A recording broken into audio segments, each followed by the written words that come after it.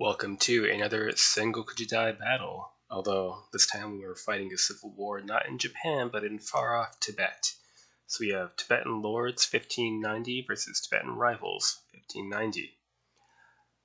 So there's 3 Tibetan lists in the game. This is the middle list, and the Tibetan army is pretty interesting. For one thing, you get access to this heavy cavalry, which is 50% bow, and some are armored, and you can also buy heavily armored types.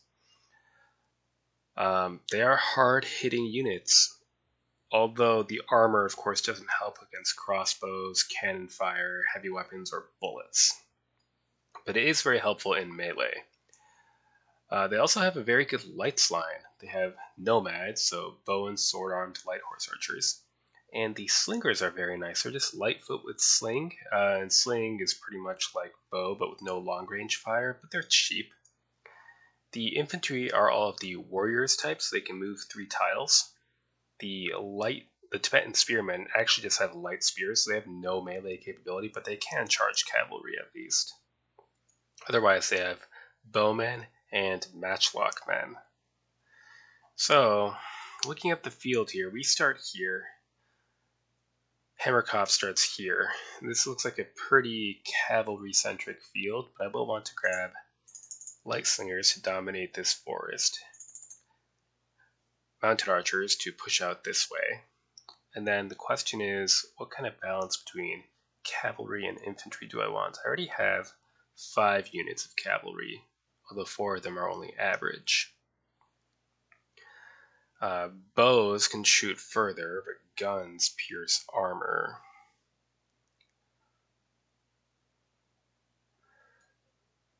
I think I would like some cheap archers.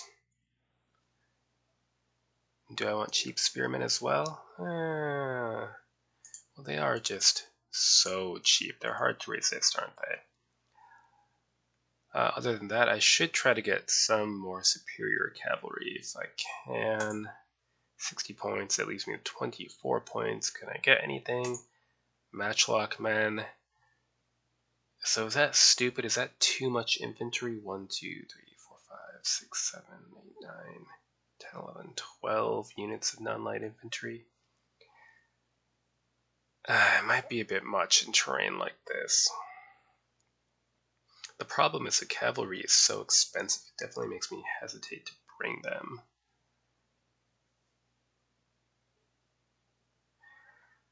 But perhaps I should bring...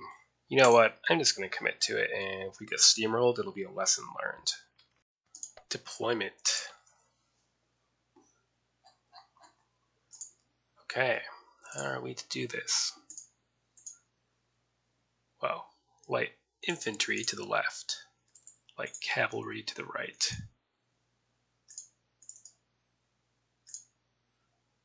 Could have a little bit of infantry on the right, I suppose. Then we need infantry to dominate this rough ground. Send matchlocks and 2 units of bows. Then we should have some infantry combat here as well, and I want to get bows and guns in this rough ground here.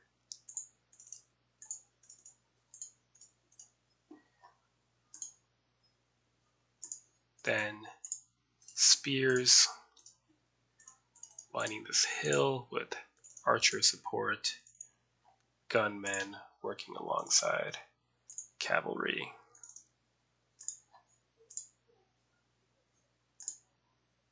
In fact, let's do something like that. This cavalry can either shift center or right as needed. And let's see its deployment.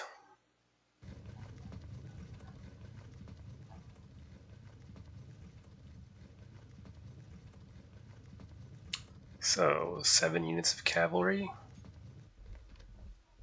It's 1 more than I brought then. Oh wait, no, 8, so 2 more. So we'll have the numbers and you'll have the shock.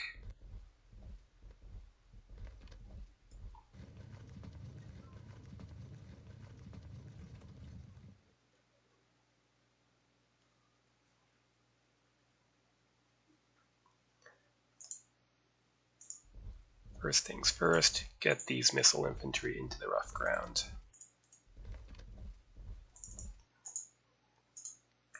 Heavy cavalry support. Good. And get our light infantry into that forest.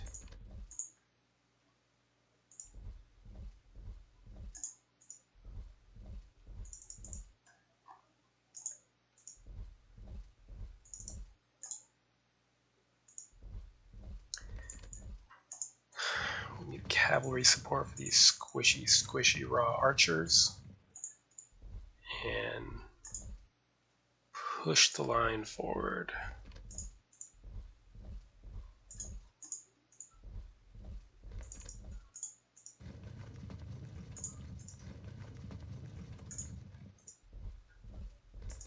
And I'll have my spearmen ready to advance against these matchlock men.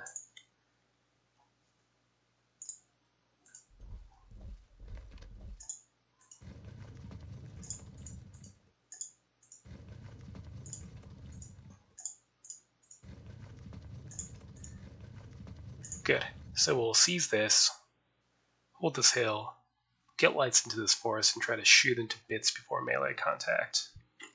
Next turn.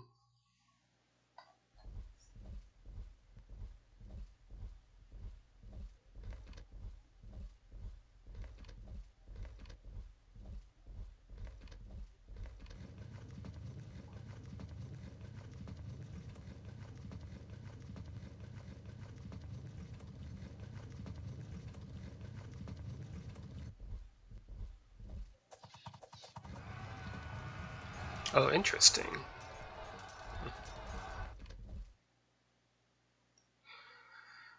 Matchlocks could be difficult in the rough.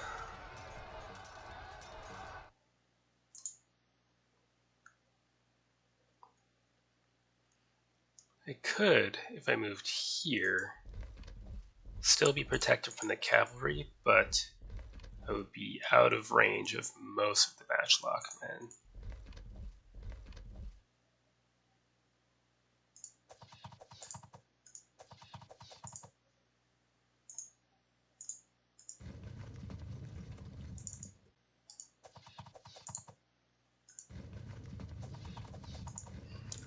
And these heavy cavalry have 50% bow, which isn't really enough.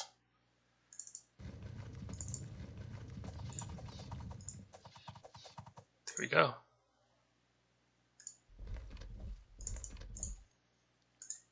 Press hard advantage against that unit.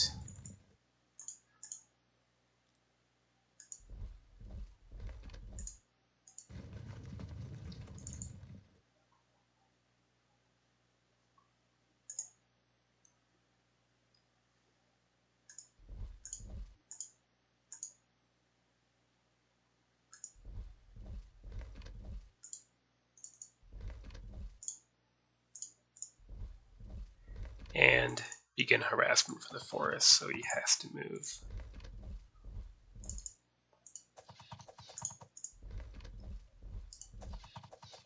And when he does move, we can pop out on his flank and start harassing still more. Let's gain the hilltop here.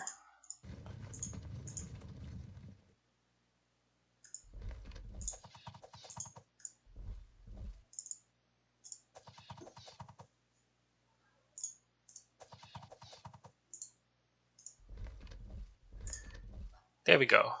So we're going to try to hit both flanks. We'll charge in the center here if we can do so with our spears. And otherwise, we'll try to fire at his cavalry and only engage them either from rough ground or from hilltops. Turn.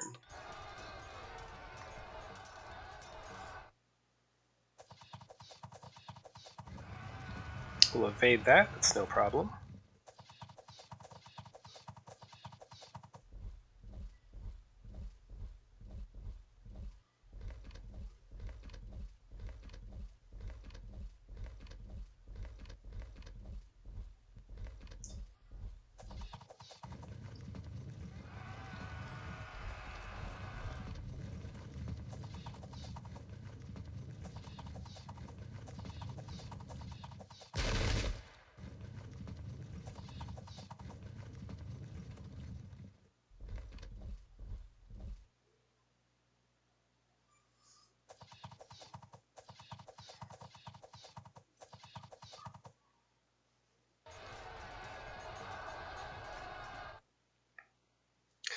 Alright. Let's see if we can't frag. Perfect. Next, attempt a disruption on this unit. Not quite, but we can lurk here so that if he charges, we might be able to simply catch them in the rear. We can fire at half arc as well, why not? Here, we can charge because we're warriors, we can move 3 tiles. We have good impact because we have light spear plus 100. So we're gonna do that. Fortunately, they fell back and were raw, so even generaled up, a point-blank volley from matchlocks could disrupt us.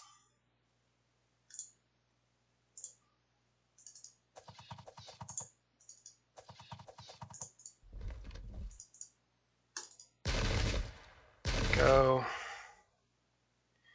Average. Superior and generaled up. We're going in. Speaking of going in, so Sengoku is different from Field of Glory 2 in this respect. Mounted get plus 100 impact against warriors.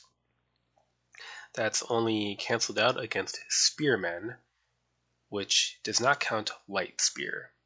So light spear get their 100, but they don't cancel the mounted versus warriors. Didn't do the trick, unfortunately.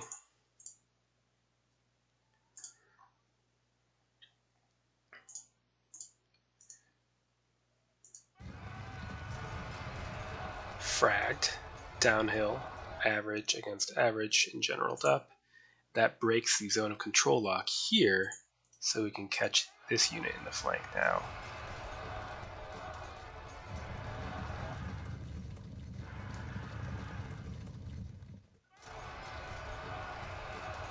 Good. The only unfortunate thing now is that our infantry is likely going to be exposed to a charge from this cavalry unit. Let's route this unit and see where the pursuit might take us.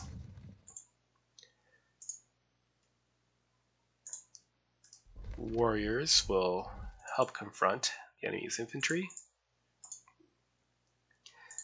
and get the slingers out of charge arc and into their firing arc.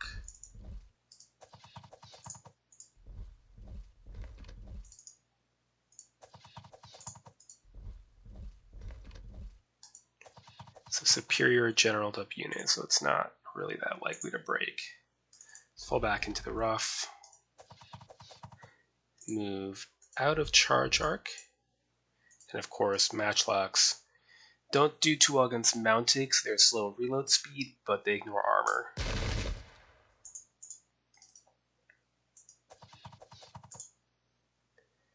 And we'll just push this unit past and hopefully they can intervene over here or something.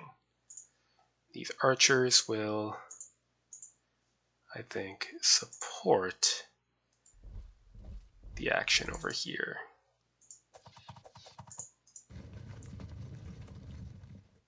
So now this unit's in charge range, and this unit is ready to get involved as well. So, a good start, a very good start. Next turn.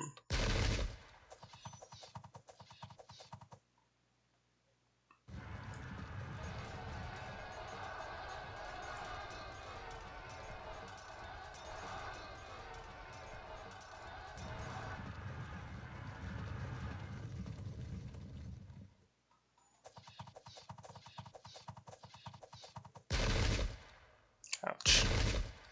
Might need to. Well, maybe not. I was going to say transfer command out of these spearmen, but this unit's flank is exposed now.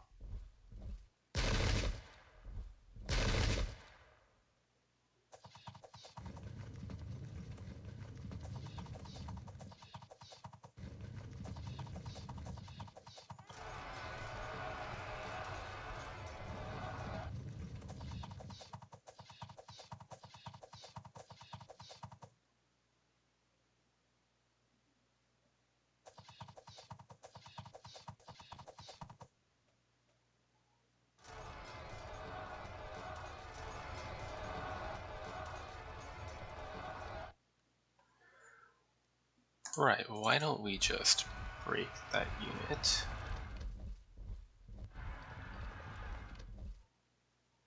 Then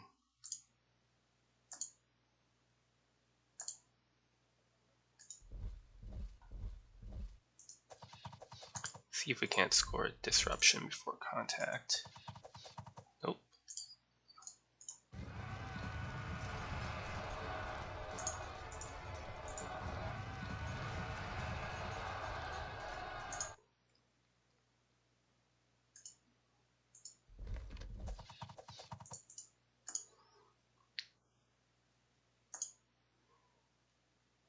Both units are average.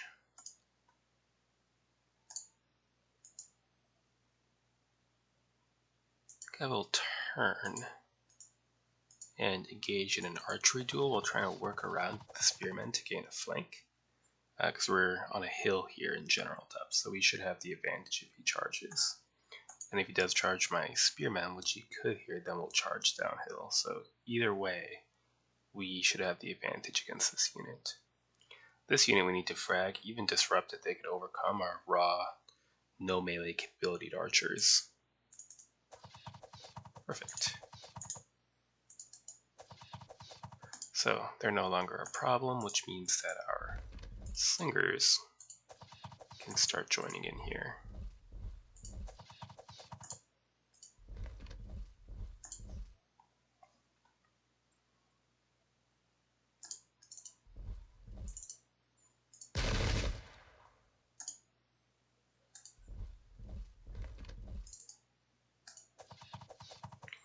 And I guess at this point we'll just push for the auto break.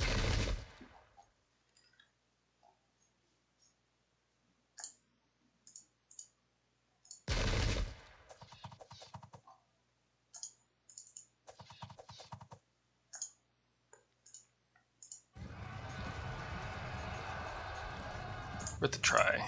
It's unprotected foot.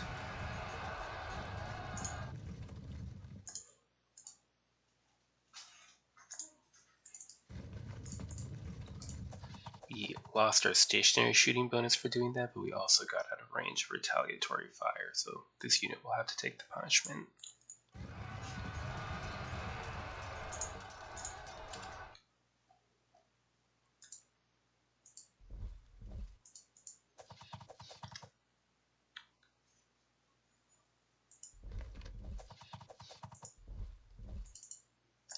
Get ready for a flank. Good. This is going pretty much as smoothly as it could, for once. Next turn. We are now up 27.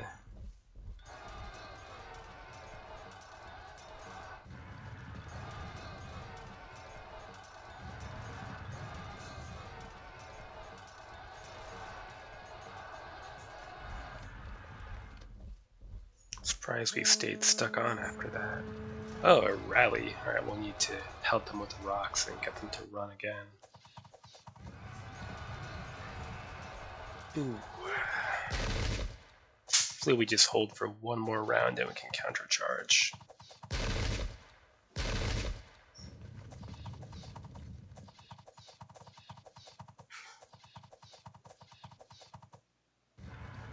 Actually, we might win it this turn anyway. Let's see. Nope, 35, not quite.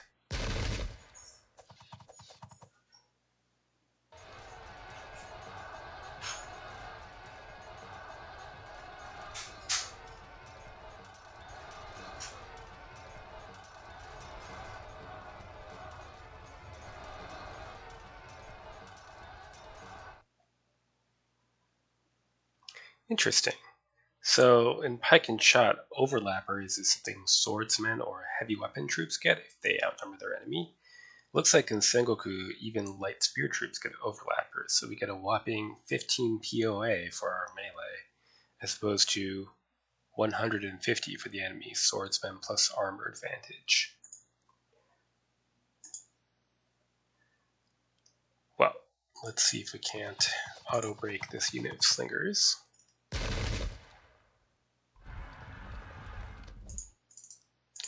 We will charge the archers. So we're at plus 25 for light spear minus raw versus a general. And unfortunately they fell back and held firm.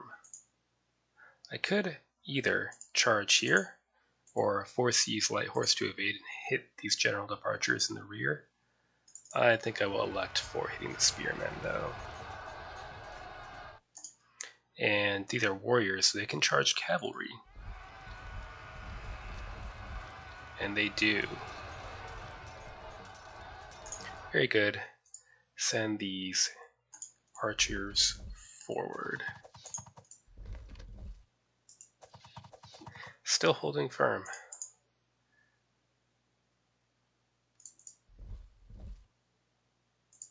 And I'll flank attack these light horse. So matchlock men can't charge non-light horse, but they can charge light horse.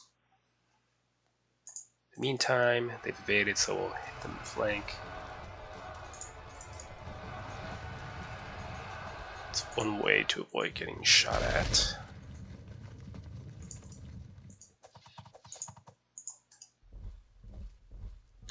Sling, in terms of its shooting POAs, is basically identical to bow, except that it has no long-range fire. Okay, so that covers this part of the field. And for this wing, should be able to just break these fragged lancers, I would think.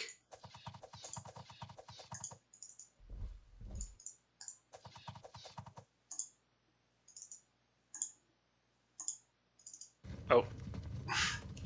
Sometimes I do wish there was an undo button. I don't generally miss it, but there are times.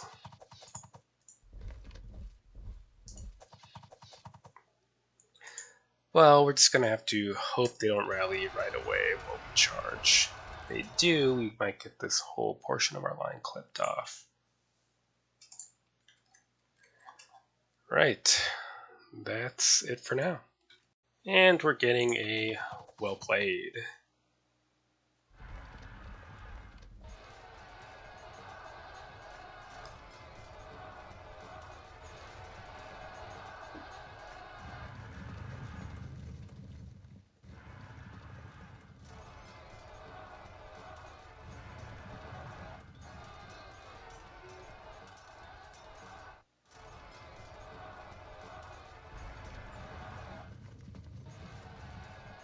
Ooh, that'll cause some chaos.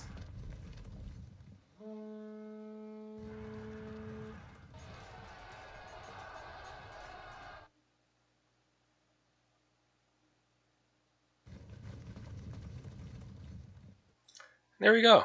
I think, honestly, this was more a matter of micro tactical elements than a sort of macro strategy. The only macro thing I can point to is my massive light foot here, facing only cavalry, which is, pretty ideal for them when they have this giant forest to hide in. But I think the main reasons were a lot more like micromanaging than that. It was just, you don't want to get your gunners in bow range but out of gun range. You don't want your light spear infantry in the open within charge range of heavy cavalry. Things like that. The other thing I would point to would be army composition. The Tibetans have a very strong light arm, and their infantry is perfectly fine in terrain cover, but outside of it, of course, it's pretty dreadful. So you really want to utilize those slingers and light cavalry in numbers, and I think I brought a few more than Hammerkoff did. I also had this nice hill, admittedly, to work with that he did charge up. Although, had I allowed his cavalry to get into contact with my infantry, they would have been ridden down pretty hard. But again, I think this mainly came down to a matter of micros, pacing out the charges and that sort of thing. So, good game to Hammerkoff, and till next time.